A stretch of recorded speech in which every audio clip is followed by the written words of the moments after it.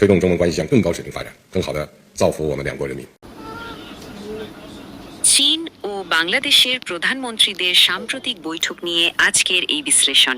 চলুন এর ঐতিহাসিক প্রেক্ষাপট ও ভবিষ্যতের রূপরেখাটি জেনে নিই। ঠিক আছে, চলুন গভীরে যাওয়া যাক। ঐতিহাসিক বন্ধুত্বের শেকড় থেকে ভবিষ্যতের অভিন্ন লক্ষ্যের দিকে এর সম্পর্ক কিভাবে এগোচ্ছে। চীনের প্রিমিয়ার কিন্তু ঐতিহাসিক বন্ধুত্বের কথা স্মরণ করেছেন। তিনি বাংলাদেশের প্রধানমন্ত্রীর পিতামাতার অতীত অবদানেরও ভূয়সী প্রশংসা করেন। এটি স্পষ্ট যে বাংলাদেশের সাধারণ মানুষের পাশে থাকার যে নীতি চীনের রয়েছে তা আজও একেবারে অপরিবর্তিত।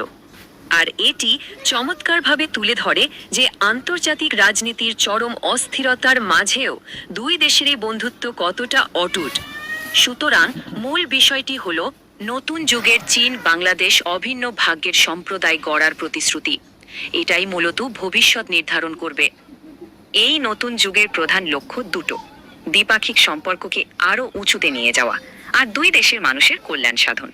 পরিশেষে ভাবার বিষয়, প্রজন্ম থেকে প্রজন্মে আসায় উন্নত সম্পর্ক দুই দেশের ভবিষ্যৎকে ঠিক কিভাবে রূপ দেবে।